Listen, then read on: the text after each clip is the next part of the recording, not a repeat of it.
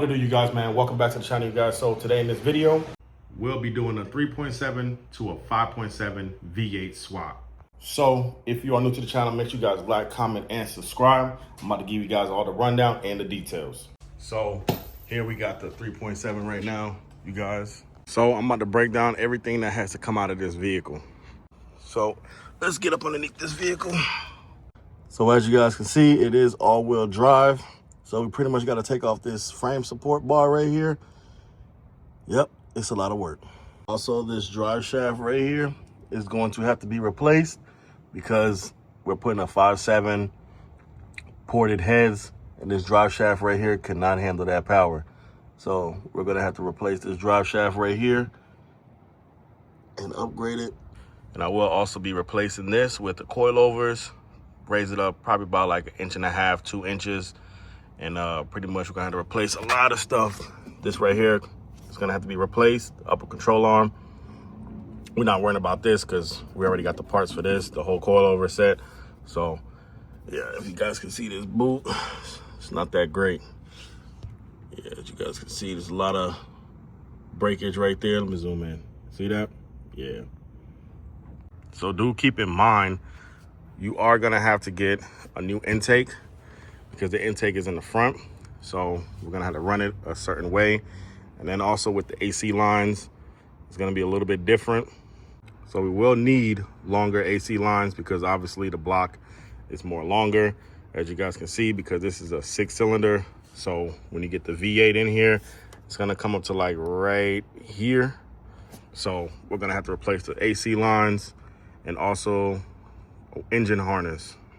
So more than likely, I am gonna have to run the battery from right here to right here because the intake is gonna come like this and like that. So it's gonna be sucking air from this side instead of this side right here. Here's the computer right here.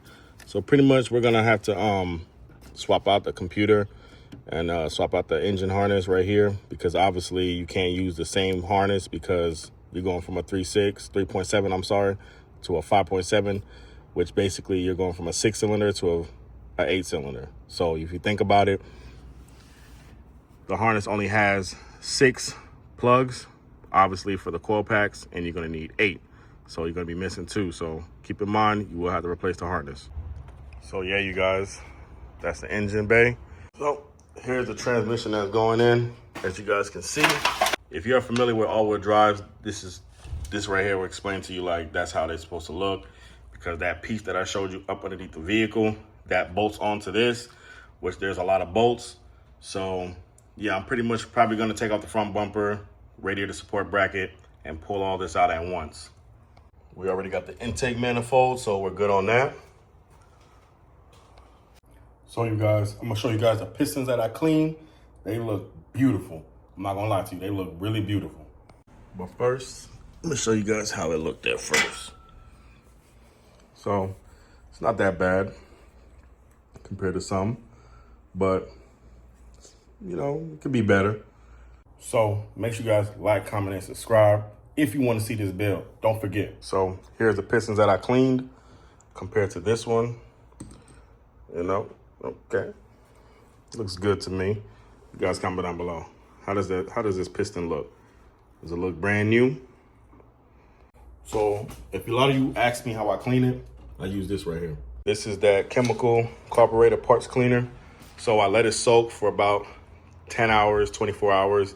Then I take it off and I just wipe it, because that way I don't have to keep scraping and scrubbing too much, because I want to keep the coating good. Yeah, so right now I'm about to go ahead and get ready, take you guys down to the shop with me so we can go see what this motor looks like. Because the only thing they did was deck the head, board it, and pretty much did a little cleaning. So that's pretty much what was done to the engine block. But if you guys do want to see the teardown video, which you guys are probably seeing right now, make sure you guys like, comment, and subscribe. That video is gonna be posted up next week, so make sure you guys stay tuned for that. So right now I got the crankshaft right here and the block right here for the 5.7. So I'm about to go ahead and get ready to assemble this thing. Looking good. Okay. One thing that I'm gonna be waiting on is the heads to get done. And then pretty much I'm just gonna get the bottom end assembled. And then once the heads are done, I'm gonna slap this bad boy in.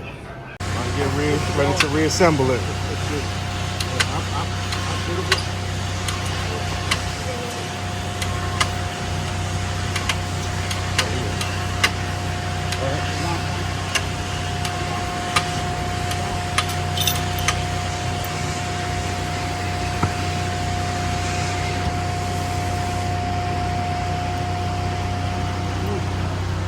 Appreciate it. Yep, no problem, brother. All right, guys, as you can see, look, it was a headache to get this engine out of that trunk, but I got it onto the stand. So about to get ready to start assembling this motor back. So if you guys do want to see that, man, make sure you guys turn on your post notifications and make sure you guys are subscribed because this is exciting. I do have to wait on the assembly lube to come in because I do need that before I start reassembling anything. So we got to wait on that to come in, and then this motor's going to be. So if you guys do want to see that video, man, make sure you guys like, comment, and subscribe. I will be reassembling the motor and basically putting it back into this Jeep. Well, not back into this Jeep, but into its new home. So if you guys do want to see that, you already know what to do, man. Make sure those post notifications are turned on. It's a project, but I can't wait to see how it sounds. I can't wait to see how the turnout is. So you guys make sure you stay tuned because I'm just excited just as you are.